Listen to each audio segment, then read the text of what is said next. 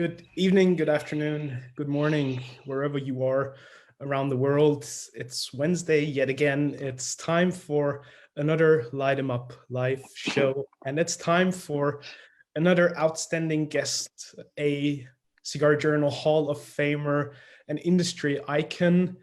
And it is with great pleasure and honor that I get to welcome Mr. Ernesto Perez-Carrillo here at the lounge with us today. So thank you all for tuning in. As always, if you have any questions over on Facebook, we really appreciate you tuning in. Please put your comments, your questions, your thoughts underneath the live stream, and we will happily forward them to Mr. Perez-Carrillo. So without further ado, it is my great pleasure, Ernesto Perez-Carrillo. Welcome to the Light 'em Up Lounge. Thank you so much for taking the time and joining us. Well, thank you. Thank you for the invite. It's really an honor because, I've heard a lot about, your show. We were on recently with Benjamin Menendez, and that was really a very, very emotional, I have to say, very emotional show. And it was just great, being able to talk to him and reminiscing about some of the stories that he's told me.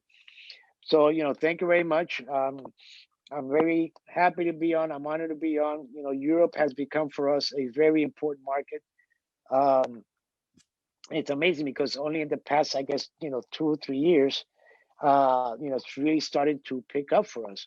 And the fact that, I was, nominated by our friend Reinhard there as the, the living legend. I mean, that really helped a lot. So thank you, Reinhard, for that honor also. It is our pleasure. As you briefly mentioned, the Benjamin Menendez tribute that we did recently, and we were very glad to have you on there as well. It's the cigar industry is filled with outstanding people, outstanding stories, family legacies, full of history and tradition. When you look back at your own family history, what does that mean to you, or what sort of feelings come to mind when you think back all those years and decades through all the pain and the suffering that your family also had to go through? What does that sort of, which type of feelings does that evoke when you think back? Well, needless to say, my family, and I'll tell you a little bit of my history in the business, and my families. My family actually, my grandfather and his brother back in the early 1900s, 1904, 1905, they used to make penny cigars in the street of Cuba. And my father, he was born in 1904, and he really got into the tobacco business around. He was about 24, 28 years old. He used to work for a company, and it was an American company called Cuban Land. And what they used to do was, buy tobaccos from the growers and sell it to the factories. In those times, in those days, the factories didn't really have fields it's a lot of the cases now. In those days, they would buy tobacco either directly from the growers or through companies like Cuban Land. There were a few others. There was Sosa. There was who were the other? There were a few companies that would go out and source the tobacco for the big factories in Cuba. So this particular company, my father used to go out and buy tobacco, and basically they do some of the processing, and then they sell it back to the companies, whereby they would finish off the aging or the fermentation or whatever they thought they needed to do with that tobacco. And it wasn't really till 1948 when my father got into the cigar business. He bought a company called El Credito Cigar Company, and he also at that time ran for the House of Representatives for Pinar del Rio. He got elected, and then in 1954, he ran for the Senate, and he got elected as also in 1958. And then in 59, we left Cuba. Castro revolution, or whatever you want to call it, came into being, and we had to leave. So we got here to the United States in 1959, and basically it wasn't like after 8 years where my father kind of saw the writing on the wall. He saw that he was not going to be able to ever come back to Cuba, go back to Cuba. And so it's when he decided to go back to working in cigar company. As a matter of fact, when he bought the company that in 1968, which at the time was called La Roma, he was working for another cigar company, and he was doing a lot of the conditioning of the tobacco. I mean, there were small companies. They had maybe 4, 5, 6 cigar makers. And so, it was in Miami, although there were, I believe at that time, 26 or 28 chinchales, the industry was still small. So you're talking about, maybe, I don't know, maybe the production at that time, who knows what it was, but, it was very minimal compared to what it is today. And so in 1968, he got the opportunity to buy this factory, and he named it La Roma. And I'm sorry, he named it as Credito, like the factory that he had in Cuba. And basically, he started with one employee, and my wife, Elena, who, at that time we were, kind of dating, but she would come in after school and, help with the in the factory as far as, conditioning the tobacco, doing the picadura, banding the cigars, that type of stuff. And little by little, he started, growing a little bit, because again, this was a very small industry during that period. And one of the things that I think that I always cherish and think about during that period was watching those elderly cigar makers at their craft. I mean, at that time we had people there that were in their 70s, they were in their 80s. There was one particular pair called, their name was Enrique Onelia Valdez.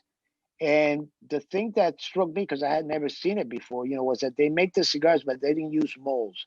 They used to bunch the cigars and then put like little rubber bands, which was the old way of making cigars. People say, well, in Cuba, they only make, 50, 60, 70 cigars. Well, one of the reasons that was because that was a tradition at that time. Once the molds started coming in, then they started making a little bit more. But in those times, you made 50, 60, 70, 5 cigars a day. And, basically that's as much as you could do because of the system. And also because of needless to say, the quality and that type of stuff. But I think the system had a lot to do with it. So, I mean, to me, that was like a great school to see these people, how they work, how patient they work, how, passionate they work about, making cigars. And that's something that I've always, during the years, I've always tried to, maintain. That's been kind of my motto when I am making a cigar, or a blend or something to that effect. I always remember about, those people that worked with my father at that during that period. We had about 5, 6, 7, maybe, I think at one time we had 10. And I think what they used to make was 100, 1,500 cigars a day, maybe less, maybe less than that. But anyway, that was kind of my schooling. And then, I guess to a certain degree, everybody knows that at one time or the other, I wanted to be a musician. And that was also another, that was also another a goal, a dream that I've always had to, be a musician. But, fortunately, things happened that proved to me that that really wasn't my call. And it was, well, probably 1976 that, my father called me, and I kind of had to make a decision, whether I wanted to, keep doing what I was doing or work, take over the factory. And But I would always you loved say music. though that Yeah, would you say that that was quintessentially important though, that you first went out on your own endeavors and pursued that dream and the career in music before actually joining the family business? Because as we all know, family businesses can be a blessing and a burden at the same time. And would you yeah. say though that was very important for you to carve your own path first? Oh, that was, that was. Let me tell you something. I think the thing about music, I think what I learned from music was a discipline that that it demands. I mean, ever since I think I was 16 when I started, playing. At around 17, 18, I started working at nights playing because I got married when I was 19. And I think the discipline, the focus that you have to have to be a good musician, is something that paid out. And also the fact that I got that out of my system, you know, because from one day to the other, when I had to make the decision, I didn't think about it. I said, yeah, I'll give this up and let's go do this. Uh, because it was something that needless to say, I had gotten out of my system, but also I saw the reality that I wasn't ever going to be as good as I wanted to be. I wanted to be like, as good as, Buddy Rich and Gene Krupa and Tony Williams and those guys. And I just didn't have it in me. And so when I started, I started, my father passed away in 1980, and I took over the factory.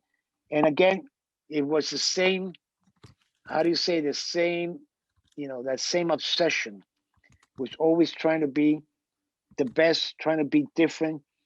And I didn't, at that time it was very limited because there weren't the tobaccos that there are nowadays.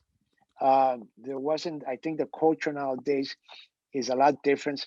Although that culture from that period was very special because that was like the roots. That was like the tradition where I learned, from a lot of people. Not only my father, there were great masters at during that period, which I learned a lot from. There was Efren Gonzalez. There was, I mean, there's so many that people don't know about nowadays, but that really set the standards, the space for what was to come.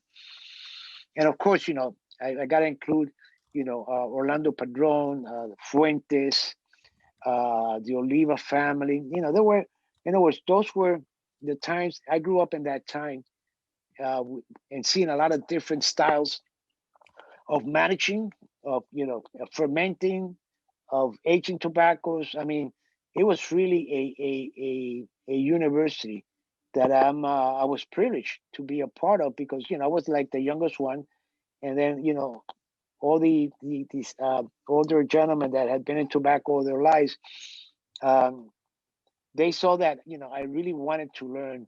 I really wanted to know everything there was about tobacco, and they were eager to teach me and help me. And I mean, that was a great that was a great experience. I think nowadays there's a lot of that, but on a different scale. I think when you hear stories about, like the stories I heard from Benji about having the 5,000 barrels to age the fillers, or the tertials for the wrappers and binders, that type of thing happened. It's been happening for many years, and somehow we just start finding out about these things. But the things that were really you know part of how you did things during that period. And if you look, they're still the best way to do things nowadays, in spite of all the changes and all the technology and everything else that's going on. So yes, it was good for me to be able to go out and experiment, and then come to my decision that music was really my calling. And I gotta tell you also, I also had a constant. How mothers and fathers are. Oh, you're wasting your time. Don't do that. You got to help your father. This is the future. And I remember one time, as a matter of fact, I remember one time my father, uh, during that period, he told me, Ernesto, if you really love to do this, and and you follow through, and you're persistent, at one point you're gonna make a nice salary. And at that time I thought to myself, well, I'm making $60 a week now with you. um, I make 200 playing at night. I just don't see it. But the vision was there. uh, the vision that this business at one point was going to change, which at the time, quite frankly, I didn't see it change. I mean, we were going through really hard times. uh, after during while he was alive, and even after he passed away. And it wasn't until '92 when Cigar Aficionado came out, and all the different advertising and publicity and stuff, that the whole industry changed. So When you look at everything that's going on in the world right now, and look back at the track record that your family had in the tobacco industry, with all the change that's going on in the industry, what were some of the key learnings that you picked up along the way that you would say are more relevant than ever now in these challenging days? What are the core principles and the work ethics that your family installed in you that you still treasure and keep relevant to this very day? Well, I think one of the things that one of the greatest lesson that I learned, and it took me a while to learn, was for to respect the people that work for you. Respect your suppliers, respect your customer. I think that's key. You got to respect your customers. And the reason I'm saying that is because in this business, like any business, you can't cut corners. You know, especially with your customers, uh, with your employees, with your suppliers, uh, with people that basically make up what your business is about. And that's something that was always from the beginning. My father, although he was small, um, he always tried to buy. At that time, tobacco was very limited. I think the wrappers that we used at that time were Cameroon and maybe some Connecticut shade. Later on, we started getting some broadleaf, but everything was very limited because, like I said, there wasn't the demand that there was nowadays. And I think that, you know, and then there are times that you say, well, maybe I can do this, and you hold back and say, that's long term, that's not going to work out. Mhm. So stick to your principles, stick to your value. I think one of the one of the things that I'm basically um, is obsessed about is making sure that if I sell you a cigar and you're my customer, 5 years, 10 years, whatever down the line, you're gonna trust me that I'm gonna sell you the same cigar with the same blend, with everything that goes into making that cigar. And I think that's key to being successful. That's key to being trying to be the best at it, because I have I want to be the best. Let's just put it that way. I don't want to be the second best. I don't want to be the third best. I want to be the best. And by I say by that, I don't want to be the biggest. I don't want to be the one that sells more. I just want to be the one that people say, man, this cigar is really, something special. That's what it's about with me. Making something that's special. And again, the notoriety, if it comes to fame or whatever, it'll come because people really are saying, yeah, that's special. That's something that, that Ernesto made, that his team made, that is really something that it's not out there. And that's what I try to do. We have X amount of brands, and I try to make sure that none of them taste the same. Did you That's always did you Mhm. always have that competitive edge, I or always did it had come that. with music, or just in the cigar world then? Well, I think part of it was music also, because when when I was playing drums, sometimes after a job I go in and watch other drummers, and I see them playing. I say, shit, look what this guy is doing. And and I go back, and I try to, I mean, it inspired me. And when you look at music, when you look at drummers, you have some great drummers out there. And nowadays they're just getting better and better, whereby in the cigar industry there's some of that, but not to the extent that there is in the music industry. Because you can go out and listen to different musicians, and they're doing new things, and they're doing things that you never heard before, and this is what inspires you to be more competitive and be better. And the cigar industry, to a certain degree, is like that also. But I think it's not that necessarily I want to be uh, better than X brand or this brand or that other brand. I just want to be unique in a sense. And I think one of the things that inspires me a lot is chefs, famous chefs from around the world.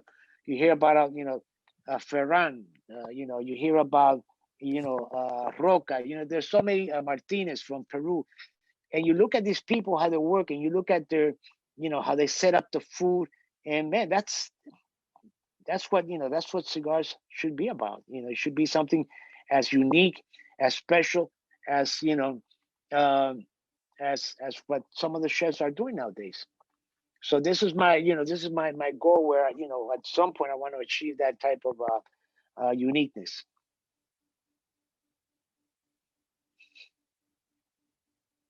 Hello. Interestingly enough, quite many people in the cigar industry have a musical background. Like Nick Perdomo, Abby Flores is a huge bass player. Yeah. I'm a drummer myself, so Oh, I, good. I truly hear and feel everything that you say. Why do you think is that so many people in the industry have that musical background or some other artistic form of inspiration that ultimately then culminates in them creating something in the cigar industry? Well, I think it is, creativity. If you're a musician, you definitely have to, or an artist, or whatever you are, you have to be creative. And I think in the cigar industry, um, creativity is very important. And again, it's being creative with tobaccos that basically everybody's using to a certain degree. If everybody's using a Habano Ecuador or Connecticut, how do you make that different, and not just want to be another Connecticut or another Habano? And I think the music background, um, the fact that you're never satisfied with what you do, whether you're playing with certain type of music or whatever. I think this kind of translate also into the cigar business, cigar industry, with people that have that background.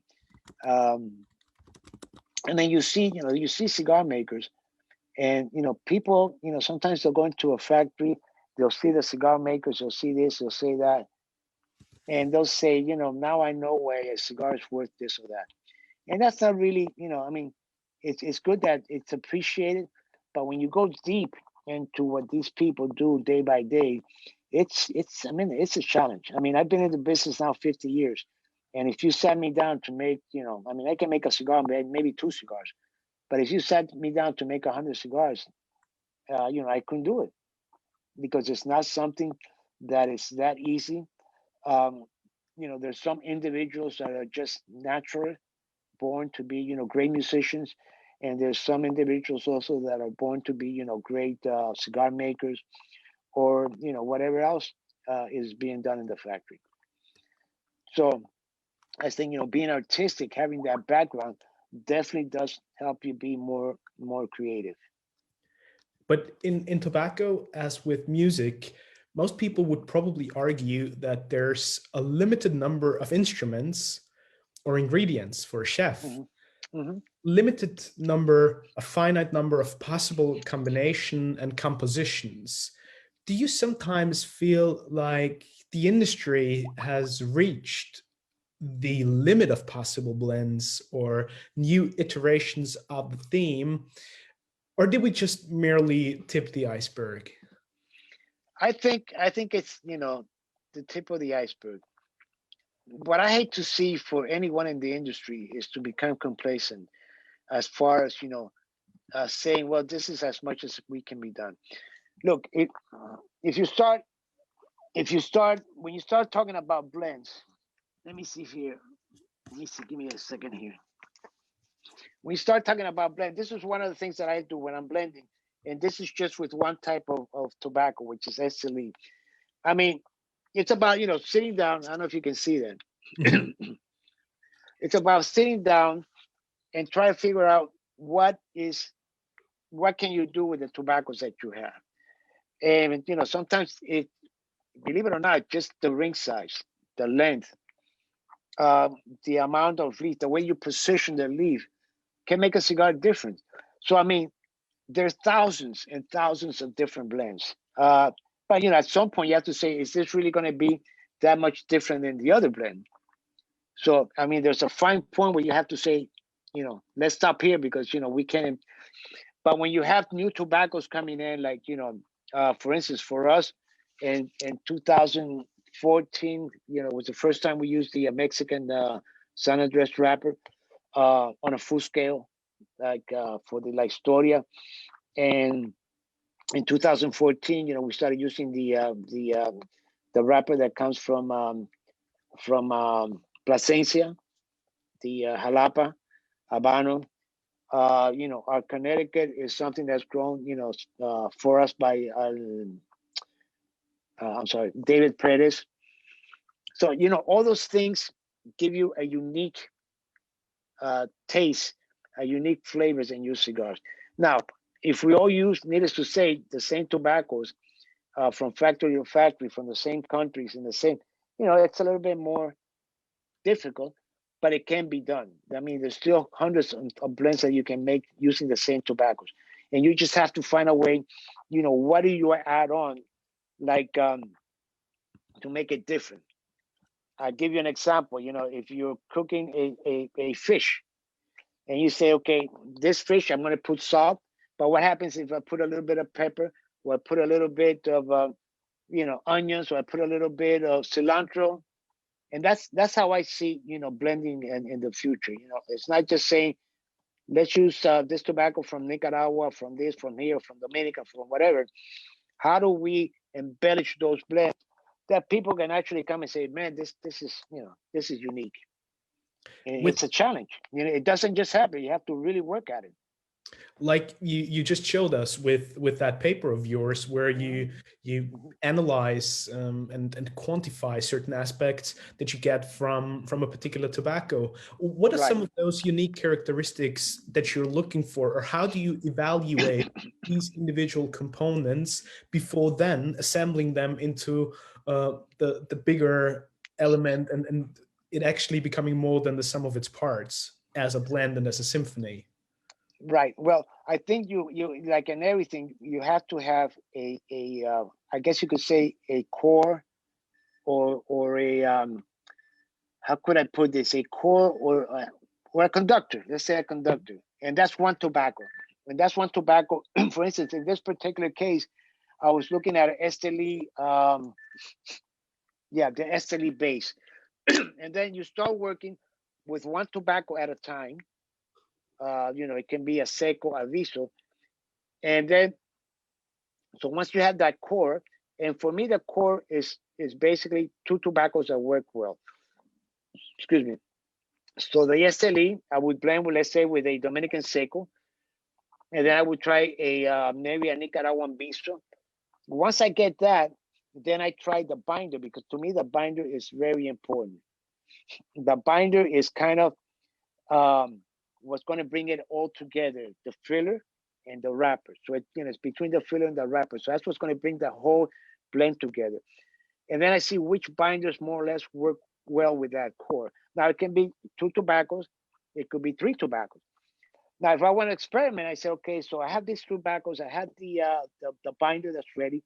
Now let me try and I like to call it a supplement, more or less.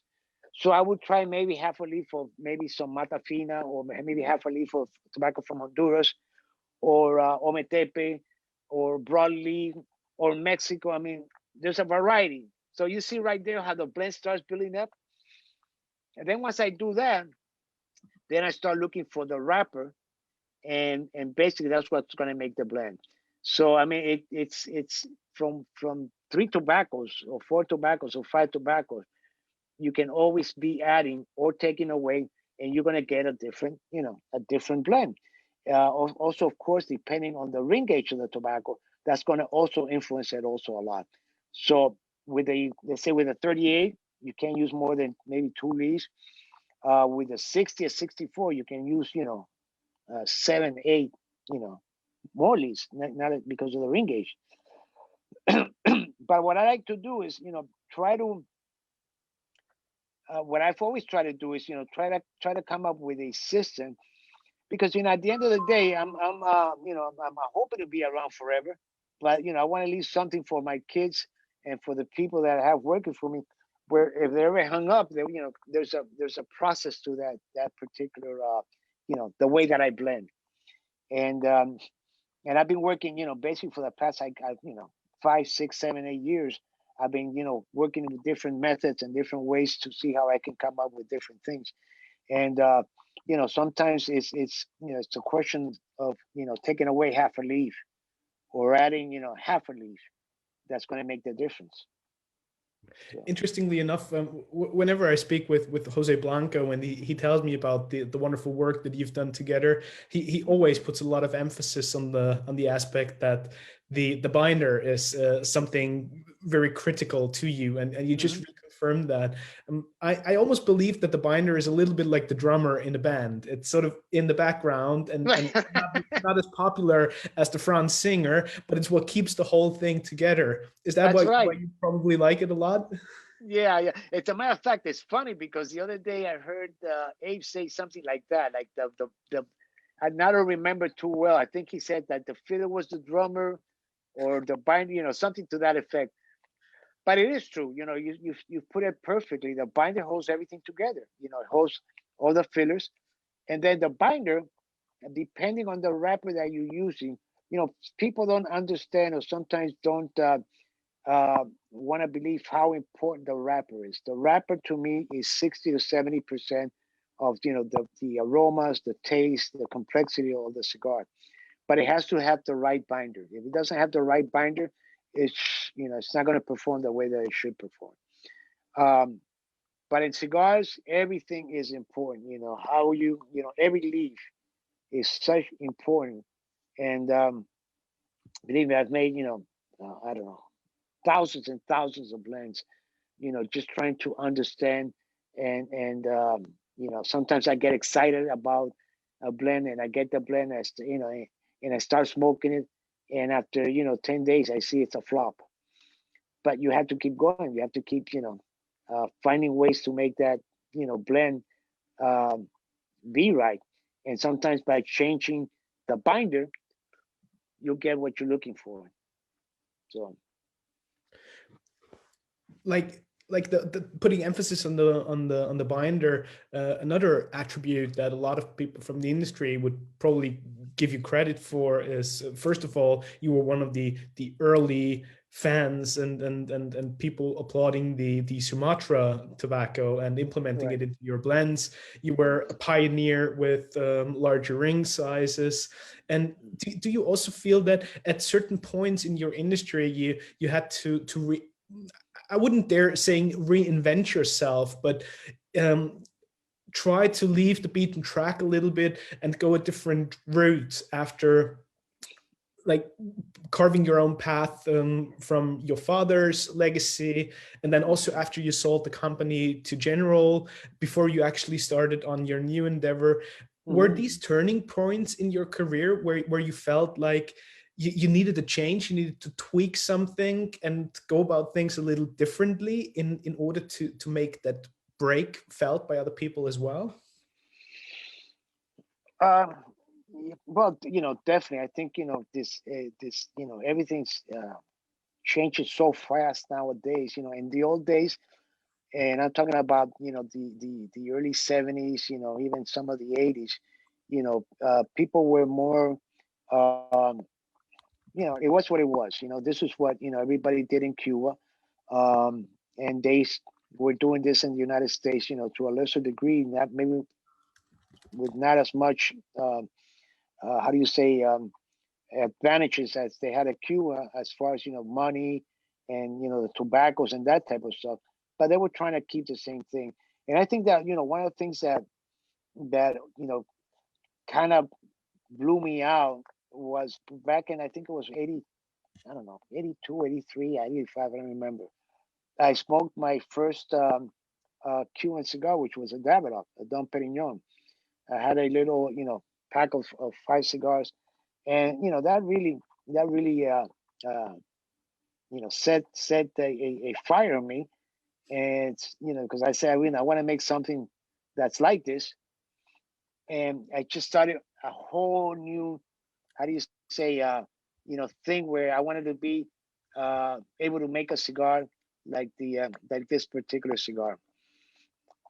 And it's always been like that to a certain degree. I mean, I'm the type of person where I'll make a blend, and I'm thinking of what's the next one. How can I make something different, uh, uh, that's also going to excite the consumers out there in the industry.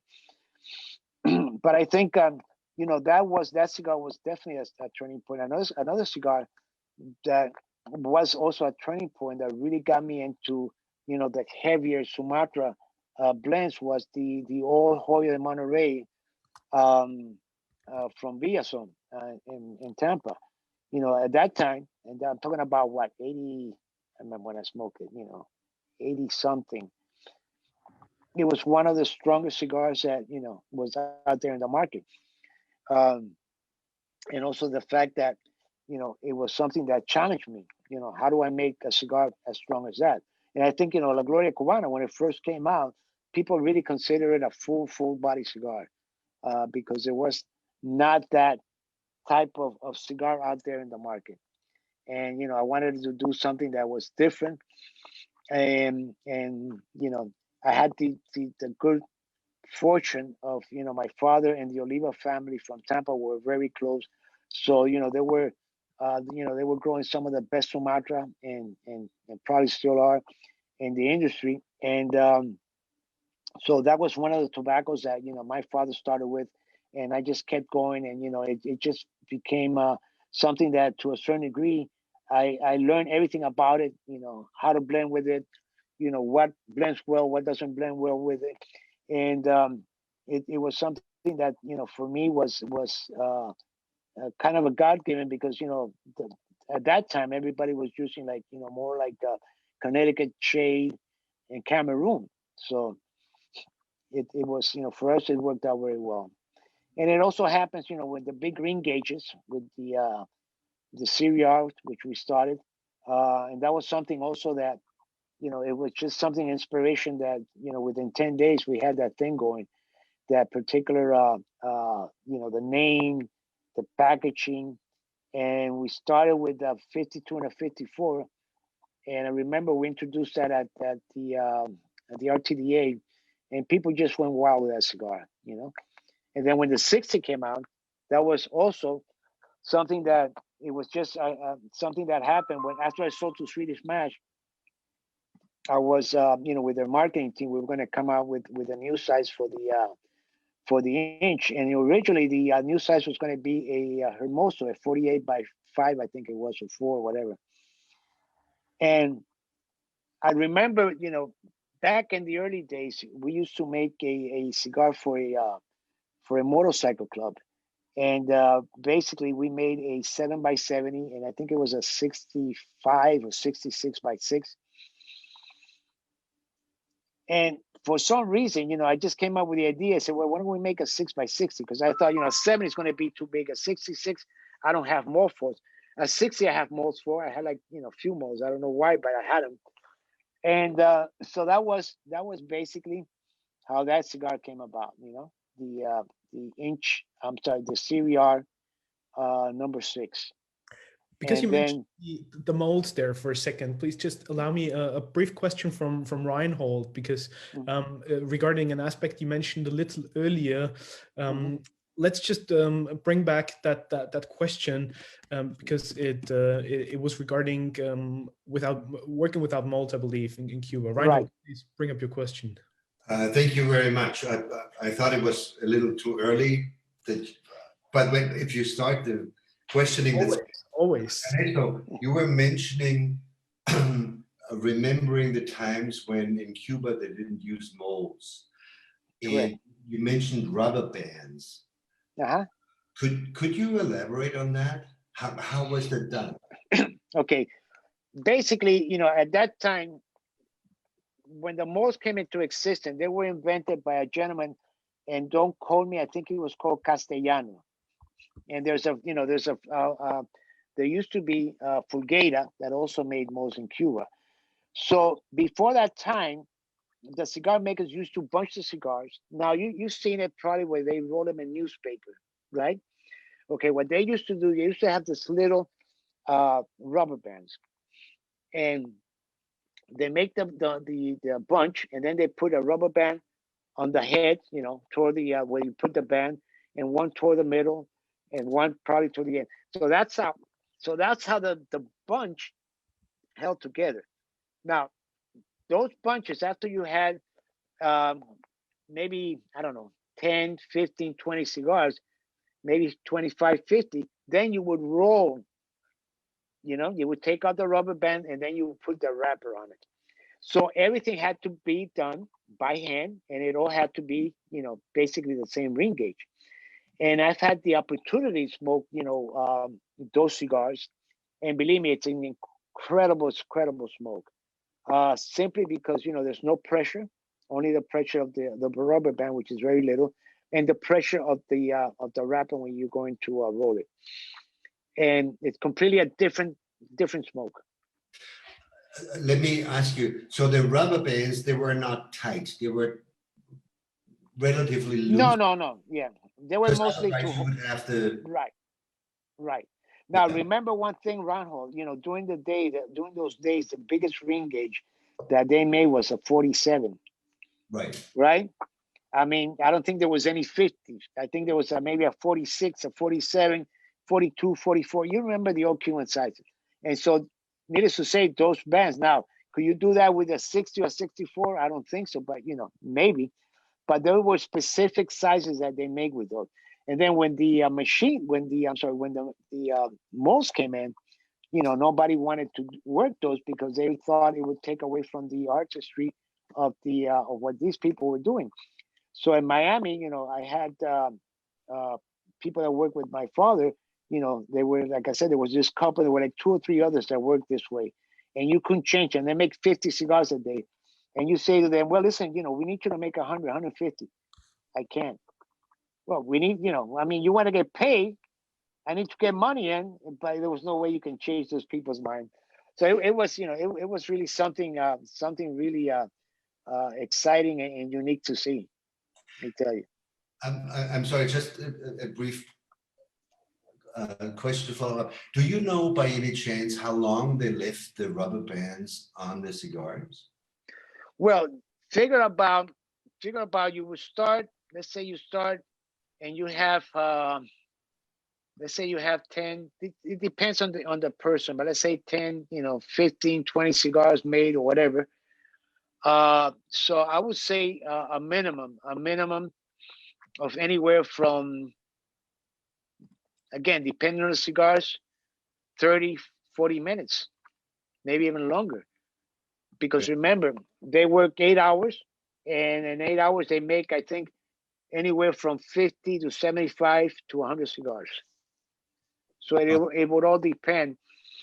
For instance, this particular couple I'm talking about, they used to make one that used to be called Palma de Mallorcas. And that was a 38 by 7. And it was a beautiful cigar, beautiful the way that thing looked. So beautiful. Thank you very much. Very interesting. You're such a diligent hard worker, and you're rightfully and truthfully called one of the best master blenders there are in the industry. Do you actually, for yourself, personally ever consider a blend to be perfect and at its pinnacle, or do you keep tweaking and reworking them to go even further? Well, I think, once you think you've reached your maximum, you become, complacent. And then that's when you start, to a certain degree, losing that creativity. I don't think there's anything out there like the perfect blend. May be perfect for that moment, but it's like everything. After a while,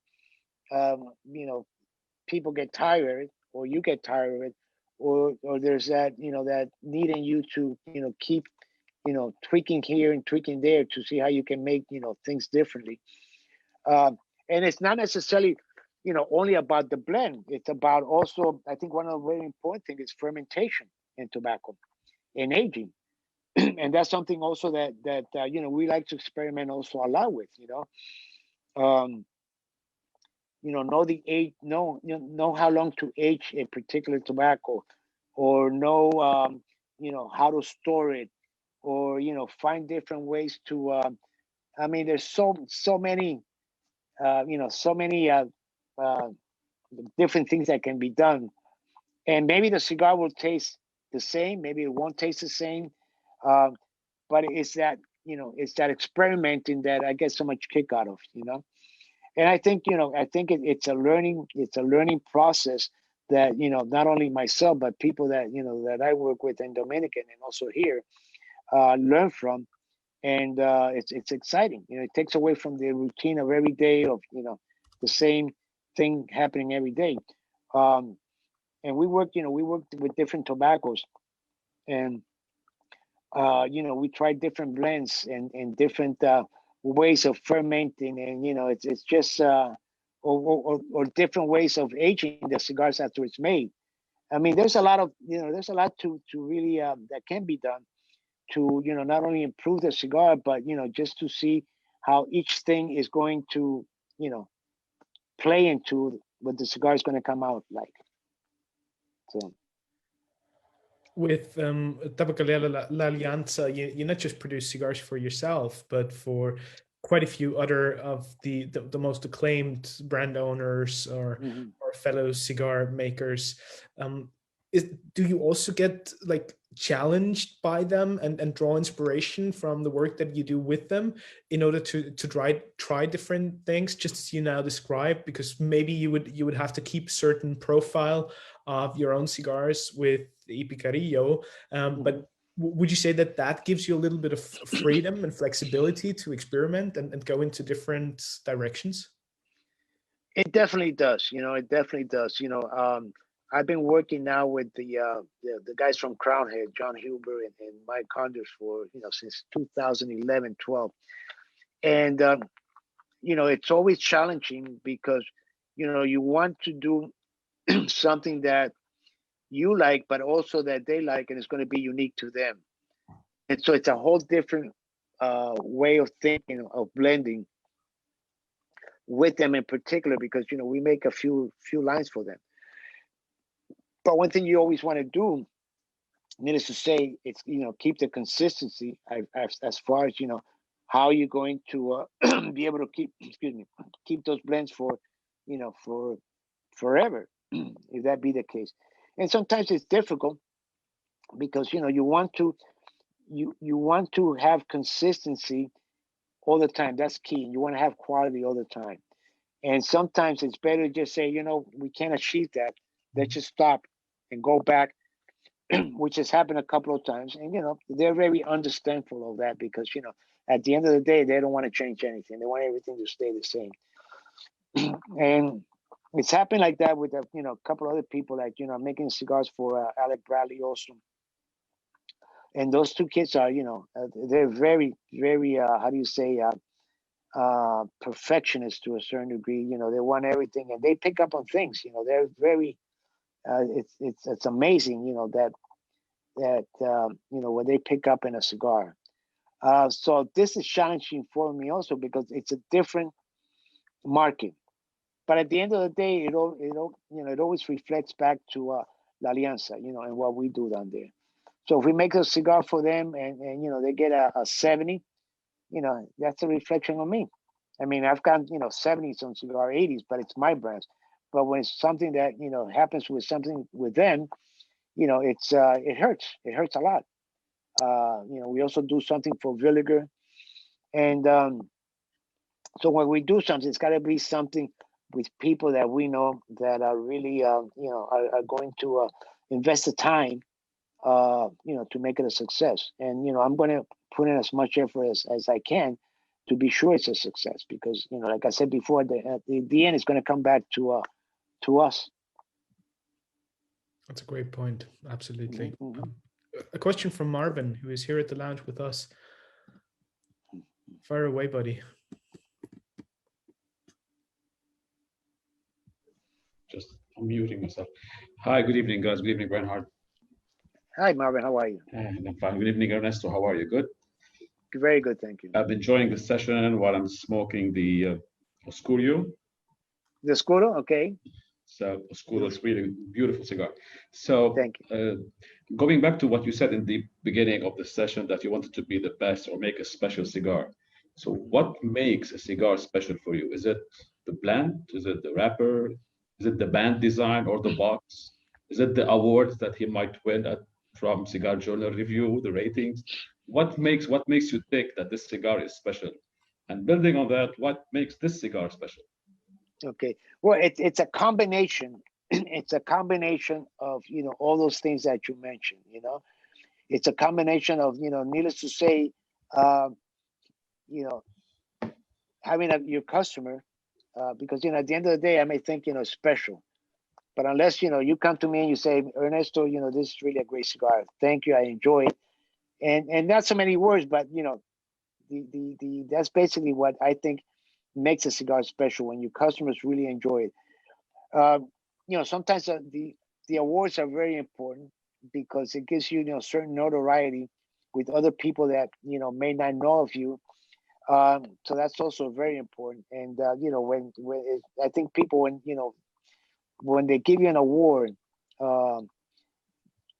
they do it because they really, believe you've earned that award. It's not something that plays into, friendship or anything like that, because it's also their name on their magazine. And so, I respect that a lot.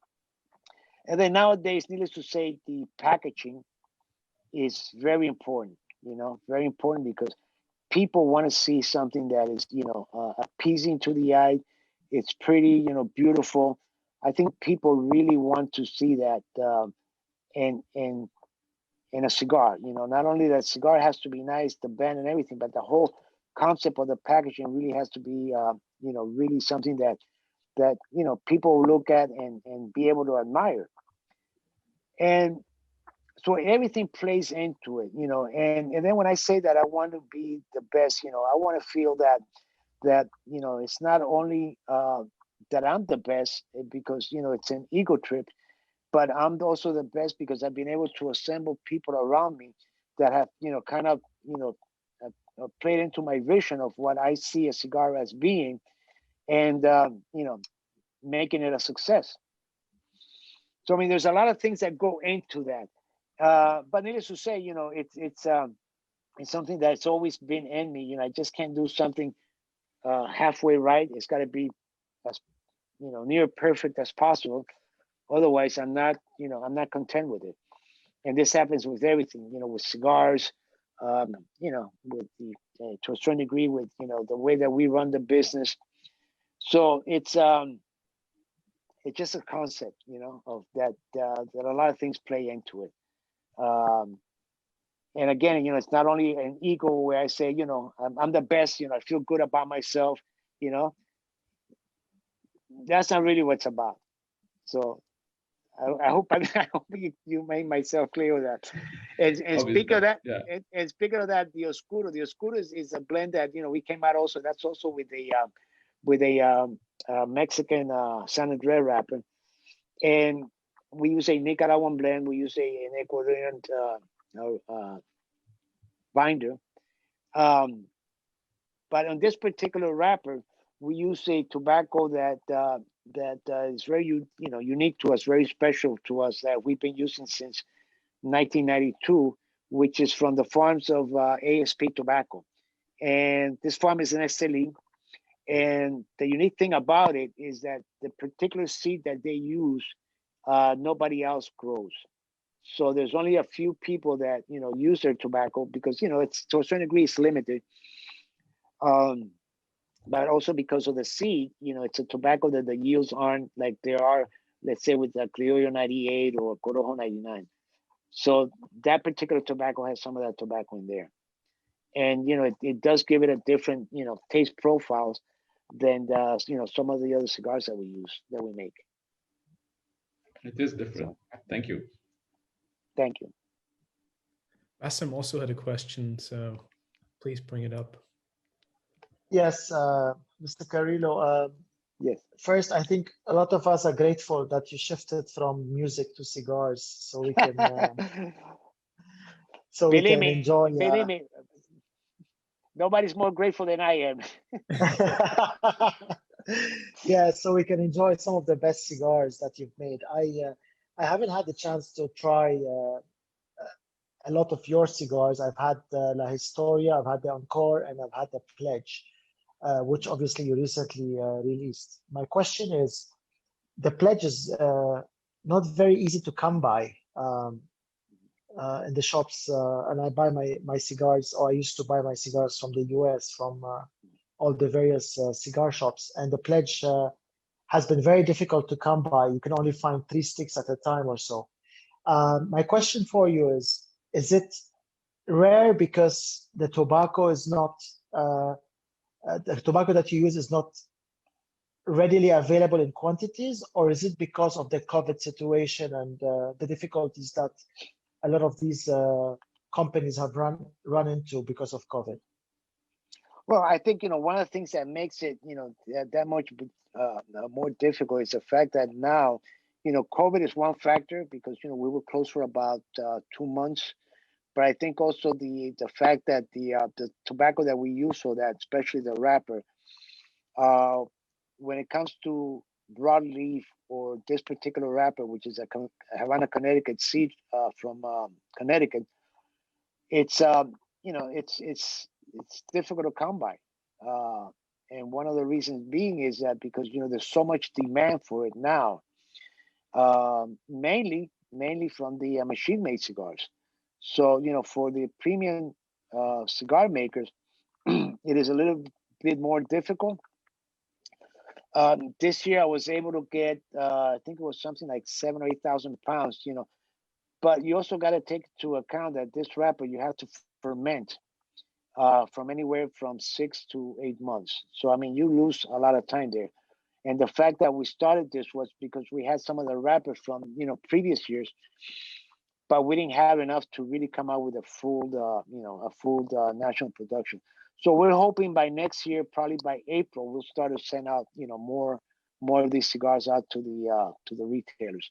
Right now, I think we're only selling, I'm not mistaken, I think we start with 100 stores, and little by little we're growing as the availability of the cigar in itself comes up.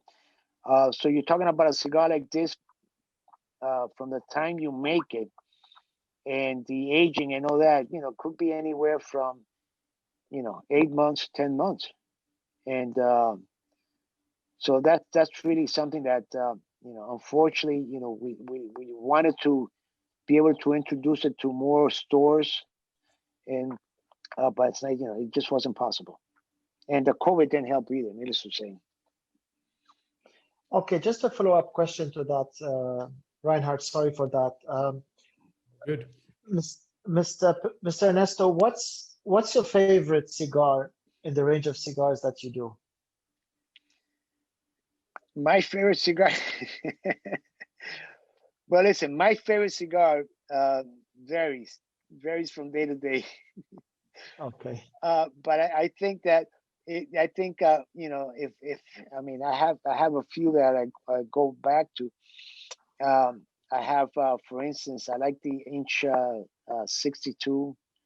I like the Valientes of the Encore. La Historia, I like I like torpedo sizes. I like the Regalia de Celia. So it varies. It's like, people have to realize a cigar that may be, for you today may be good, next week when you try to get may not be the same. And this is something that has, to a certain degree, really has a lot to do with the cigar, but also has to do with the time of day that you're smoking it. You know, for instance, I have an Yes. issue. I have an issue where, you know, when I smoke cigars in my office, they'll taste completely different than when I smoke it at night in my terrace. And you wonder what's a cigar? No, it's not the cigar. It's everything, the atmosphere, the way, you know, where you're smoking it, who you're smoking it with. You know, if you're smoking it with yourself or whatever you're doing. You know, a cigar is not, you know, it's not just about the cigar sometimes. It's about everything else around it. It's the experience. Yes. Thank you Yeah. very much. Thank you. Thank you, Bassem. And because of that experiential element and a more holistic connotation to the experience as such, you mentioned some of the designs before, and in particular the cigar rings, for example, that are beautiful, or the boxes. Is that an area of the business that the Lisette, for example, would take care of? And how does the involvement of Lisette and your son Ernie with the company play out for you? What does it also mean to you to have them joining you in the family business? Well, you know, needless to say, it's like to a certain degree, it's like, you know, having three of me. And when I say that, it's because, you know, I have, you know, complete faith in what they do, and I'm really blessed to have those two kids, you know, helping the business, because although they, you know, they have, I try to keep telling them, look, do what you have to do. You know, I trust you just like you trust me. You know, if I come to you with a, $300,000 invoice of tobaccos, you don't question me. You don't say, hey, you know, where'd you spend it? So this is a trust that, you know, I have with you guys. You know, you guys go out and you have to do what you have to do.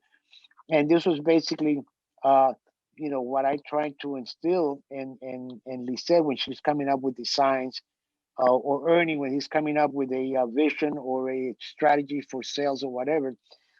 You know, at the end of the day, I mean, I've done, like I told my kids the other day. You know, I come up with names, I come up with designs or whatever. But at the end of the day, the young ones that's really been really successful have the ones that, you know, that you guys have come up with, which is, you know, the Perez-Carrillo series. And this was something that started back in 2012, and, you know, with my kids. And, you know, they were the ones that came up with the whole concept of the design and, you know, the promotions and all type of things. So, you know, that's something that, like I said, I'm really fortunate that, you know, that they're doing this, because, you know, it's like, you know, it's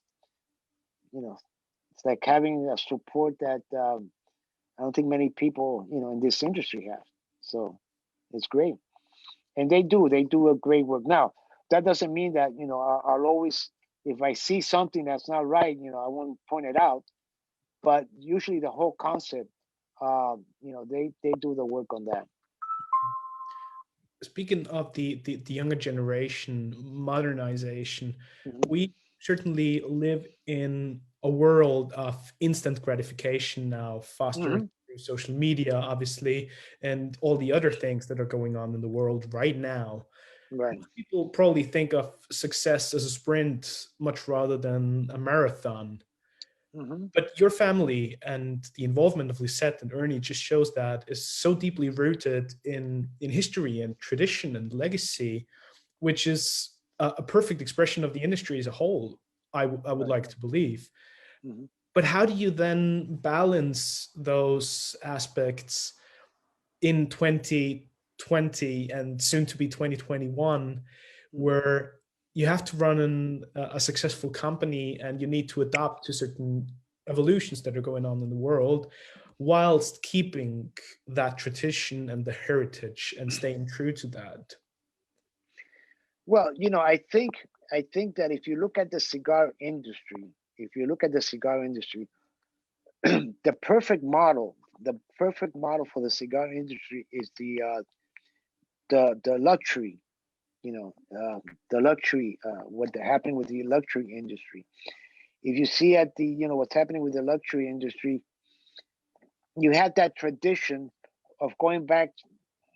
Give you an example. You look at a Louis Vuitton, which goes back to the 1800s, or you look at some of the other brands out there, but yet they keep that tradition, they keep that quality, they keep that same kind of concept, but it's you got to have something modern in there. You just can't keep staying with the same looks that you've had for over 50 years, because people get tired of that to a certain degree. So the cigar industry, to a certain degree, it's very much like the luxury industry. The fact that you see cigars for $1, $2, $3, up to $100, doesn't necessarily mean that the strategy is not the same. Because in cigars, you always want to keep that tradition, that family tradition. But my kids are what are they, 30 and 30 something and 40 something. So needless to say, they're not going to think like me in a lot of aspects. They're like everybody, like every other young person. They want instant gratification. They want to see right away that this is what they're looking for. And so it's a balance there, where you have to keep that tradition, but also giving some of that instant gratification. And the way that I, from my part, the way that I look at it, I want to be sure that when you light that cigar from that beginning, it has, it says something to you. Because if in the old days, people used to smoke the cigar and say, no, this cigar gets better once it's an inch in. Nowadays, it doesn't work like that. Nowadays, once you light that cigar, if that cigar doesn't right away taste or gives you a punch, or or the pepper or whatever, you're going to put it down and say, well, it's all right. You're not going to give it that inch or 2 inches for it to get better, because we're accustomed to, like you say, instant gratification. I think you just brought up a very interesting aspect of the cigar. It has to be right on from the first from the beginning. From the very beginning. Once you light it, it needs to be on point. And I also know for a fact that, like most people in the industry, you're all about complexity as well, and the evolution. For example, I love to see a certain evolution on the palate, even with every single puff. How do you factor that in when you want the cigar to be on point at the very beginning, but then also keep dynamics and bring something new with every third and with the evolution of the cigar? Well, that'll again, that's all with the blending and the using the different tobaccos that we use, because it's not, if in other words, if you're going to make a blend, let's say, give me an example, that's going to be 60% secos or volados, you're not going to get that pepper. Now, if you start, putting blends in there where maybe it's 30% secos, and then another 40% or 45 visos, and then you put a ligero, and then that's where you start getting those I think complexity, but you have to know how each tobacco is going to work together. So it's a question of blending to the point where you're going to get that that particular instant gratification, whether it be the pepper, or it be the spice, or it be the sweetness. It depends on what you're looking for, and what the blend at the end of the day is. Again, it's going to be what the wrapper is, what the binder is. So a lot of those things play into that. For instance, I'll give you an idea. If you use a jalapa binder and you use a Connecticut, the Connecticut that we use, with some of visos and seco, you're going to get a very nutty. You're going to get a creamy cigar. So if you want to add spice to that, you have to change something. In this case, it may be the wrapper, it may be the binder. So you see, all those things work into the what you're looking for in the particular blend. Before our next, and of course, I'm sorry. I think the biggest thing also is about the the social media. Just getting the message out there. How do you translate that message to your customers, whether they're young or middle age or older? how do you translate that message to them so that they all feel that they understand what the brand is about? Mhm. Before the next question, I have to apologize. This is the segment of the show where you all get really jealous because you're just about to see the backdrop of Raed's beautiful scenery over in Dubai. So I do apologize, but he has a couple of great questions. So let's bring in Raed. Welcome, buddy. Oh my God, how are you? How's everyone doing? What a pleasure. How are you What an doing? Good to see you. absolute pleasure, Ernesto. It's you so doing, good Raed? to see you always. It's so good to see you always. I'm Thank so you very humbled much. every time I see you. I learn so much. In the presence of such a great person as far as the cigar industry is concerned. And I thank you for taking the time to see us and talk to us. I have so many questions, as always, when I see you. Today is a very interesting day because today is a day we get to have a beautiful session with you. Next week, we launch the EPC cigars in Dubai. So we're very excited. The shipment is here and we're about to launch it next week. And today we just got to know that Cigar Journal starts their top 25 starting tomorrow. So Reinhard, we're very excited and we can't wait. God knows we're just waiting there, waiting to see what's happening. Maestro, I have a couple of questions, and allow me to be very frank. I miss La Gloria Cubano. So, do you miss it? Do I miss it? That was a great brand for me. The Rico Habano, which is also a cigar that was very unique to us. But in all frankness, I don't like to look back too much at what was, and the same thing, happened with the when I was a drummer. I really didn't miss it after all, I mean, maybe I did miss, but I still listen to music.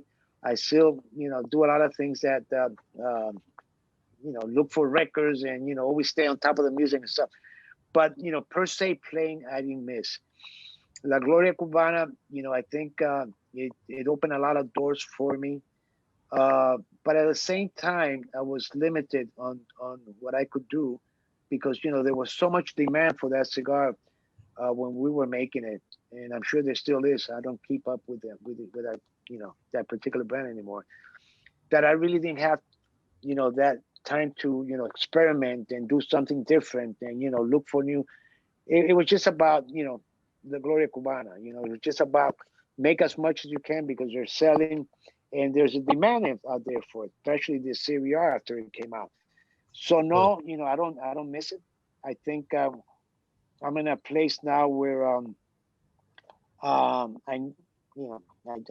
think I still have a lot of things that I need to do and learn, and I want to do them because the tobaccos that are out there, the times that there's so many, such exciting times for the industry, and I just want to do as much as I can with with what we have now, and in the future, hopefully, like I said, coming out with new things, trying to reinvent myself to a certain degree, and that's basically what what the challenge is now.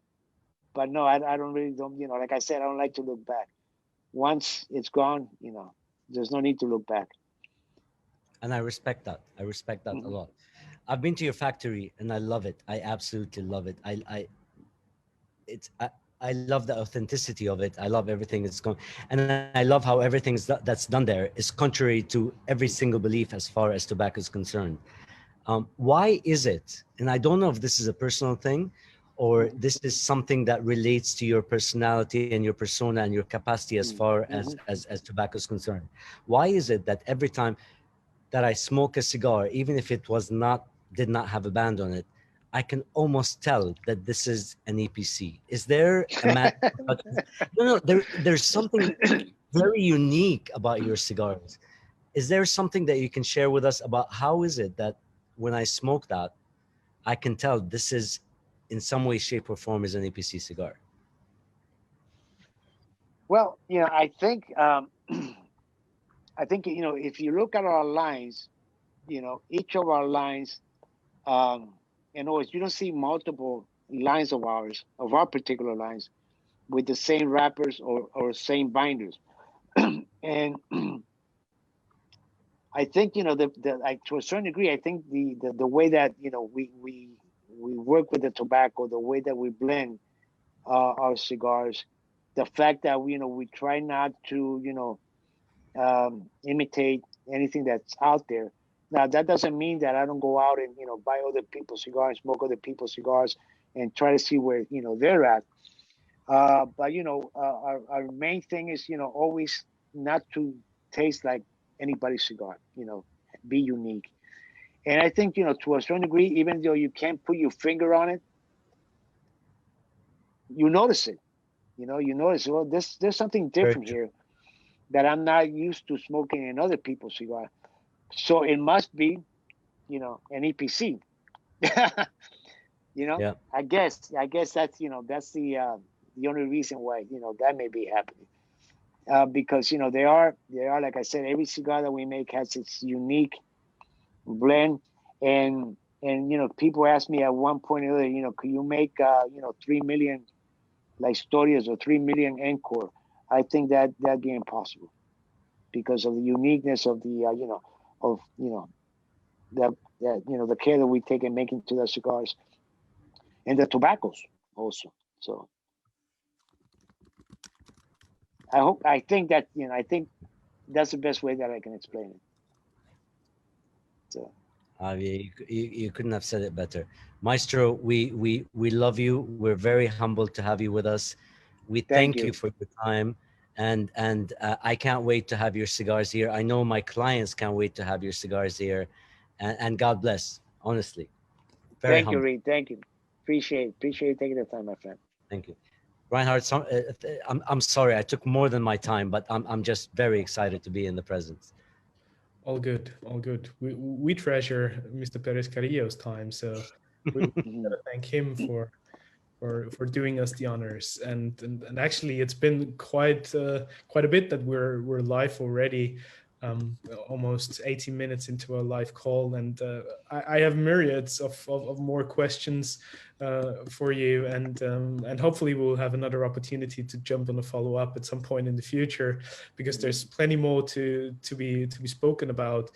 But I also wanted to let you know, just to drop a little side note here, that there's still an exciting schedule ahead for Light 'em Up. Next week we're going to have Skip Martin joining us from Rumcraft, and on the 23rd we have our huge Christmas get together of the cigar industry, and we already have more than 20 industry icons and manufacturers confirmed who will be joining us with their favorite Christmas jumpers and some Christmas cigars. So it's going to be a wonderful little get together for the cigar family and the industry, and we can't wait for that to happen. And to all of you, please be most kindly invited and tune in for that.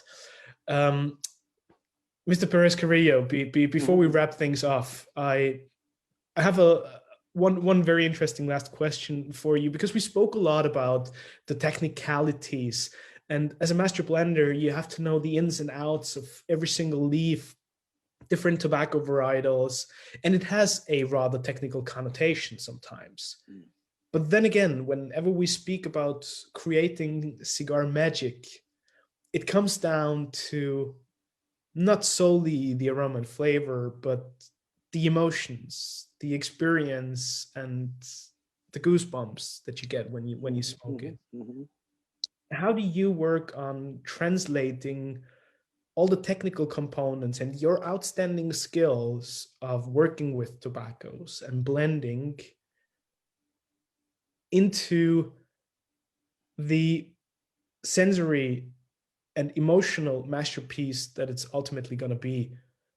It's like the instruments that need to play perfectly in terms of technique, but then when you conduct them in the right way, it becomes the symphony. How do you go about that? Well, I think I think the most important part of of making a great blend is, you know, you can have the greatest tobacco, you can have, you know, the greatest blend, you know, whatever. But at the end of the day, you know, you have the cigar maker that's going to make the cigar. And he's really the one that's got to be, how do you say? Because, you know, although we give him the blend, okay, this is what it's going to take, you know, a leaf of this, half a leaf of this, 2 leaves of this, or whatever. At the end of the day, how this particular cigar maker, you know, how he bunches a cigar, how he rolls the cigar, it's really going to determine, you know, how that cigar is going to come out. So I think the way that I look, the way that I look at this whole business, especially me, that I don't live, you know, in Dominican Republic, you know, I go and I come and go. You know, these people really have to feel that they're doing something that's you know, artistic, that's unique, that they're being well compensated for, needless to say, because, you know, that's very important nowadays, as always. But they got to feel that they're a part of something bigger than just a person making a cigar. And, you know, not only the cigar maker, everybody involved, you know, the managers, the people that give them the support. You know, it's at the end of the day, it's a very delicate thing, because, you know, like I said, you may have the best tobaccos in the world, but, you know, if people don't see it that way, if people don't appreciate the fact that, you know, they're working on conditions that maybe they don't feel are right, or, you know, you're not going to get that cigar to perform the way that it is. So I think it all comes down to that, and that has to come from me, you know, because I'm the guy that, you know, if I'm in Dominican, and I remember I started there in '96, and I worked with General for about what, 9 years, whatever. When I opened in 2009, I would say that 70 or 80% of the people that work for me want to come back and work for me. And, you know, you ask yourself, well, you know, they weren't going to make more money. They weren't going to have, you know, they just wanted to work because, you know, I guess they feel good working with me. And, you know, it's all about, you know, letting them know they're important to you, letting them know that without them, you know, you can't do anything. And it's a challenge, you know, because, you know, I'm human. Sometimes I lose it. But, you know, luckily I catch myself, and I make sure that, you know, they understand that I made a mistake, that I, you know, I feel bad about it. But, you know, for me, it's something that, you know, I've had so many years of working with cigar makers, and I've seen that to a certain degree they're not, you know, they're not seeing. I mean, you hear about the master blenders, you hear about the master cigar makers, but, you know, there's a lot of good cigar makers in the Dominican Republic. And, you know, sometimes they're just not as well known as they should be. But I think that, you know, at some point, this is, you know, they're going to start getting the notoriety that they deserve. And they're going to see that it's not about, you know, just Ernesto or any other, you know, cigar manufacturer or cigar maker. It's about everybody that's working in that factory, that's trying to give it 100%, so that this cigar, you know, once, remember when we got the ratings, when we get the ratings and they're high ratings, you know, I always send it to them, and, you know, you hear the you know, they're happy. They're happy because, you know, this is us. This is about us. And I mean, that's really what's out about it. And I'm hoping in the future. I'm hoping in the future to, you know, we're working for next year. I have some really good, you know, people that are working for me that I want to start, you know, see how we give. I want to start giving them more exposure, as far as, you know, they may not be cigar makers, but, you know, they help me a lot in the blends. They help me a lot in the different things that we do. They're always giving me great advice. So I think those people need, you know, to be seen also, and not just me and my family. So that's something that in the future I hope we, you know, we can achieve. What a wonderful statement, and what a wonderful show this has been, Mr. Oh, thank Perez-Carrillo. you. It's been Thank a tremendous pleasure, and so many details and little bits and pieces of information that I thoroughly enjoy, and I know all the people that were joining us thoroughly enjoyed thank you so much for everything that you do. You have an outstanding track record over the last decades in the industry, and I feel like there's more gas in the tank than ever, and there's still so much to come from you in terms of inspiration and innovation, because there's still that eagerness to bring something new, to re-innovate and thrive for not only perfection, but as you rightfully mentioned, a competitive spirit, and always competitive, right? That's very important. That's very important. And I remember 10 years ago when we started the company, I said, look, I'm going to work till I'm 70, then I'm going to retire. All right. So I want you guys to be aware of that. So remember about, what was it, about 3 years ago, my Licet says, well, Dad, I want to start learning how to blend, so that you can retire. And I said, wait a minute, what are you talking about retiring? Well, this is what my daughter, my kids, but my daughter, she keeps everything in her head. Well, you said this, and this, because she's a lawyer, My son is in finance, so he has another, how you say, so there's always those two challenging me. And I said, well, I might have said that, but I didn't really mean it, that I was just going to, retire. I've been now, basically, I've been here in Miami now for what, like 9 months. I haven't been able to go back. And, it's been, it's sad what's happening. But at the same time, it's, I'm eager to just go back out there and be back in the factory. And, there's a bunch of things that I have on my head that I want to do. So, I'm excited. So hopefully, it'll be for a few more years. And we're all looking forward for what's to come. Thank you so very much. It's been a tremendous pleasure and an honor for me to host the show together with you. Ernesto Perez-Carrillo, many thanks. Be safe and be well these days. Be healthy. And hopefully, if you find time, you can also log in on the 23rd for a couple of minutes and send your holiday cheer. So we would love to have you back. Well, thank you. You're always on Wednesday, so Exactly. I'll keep that in mind.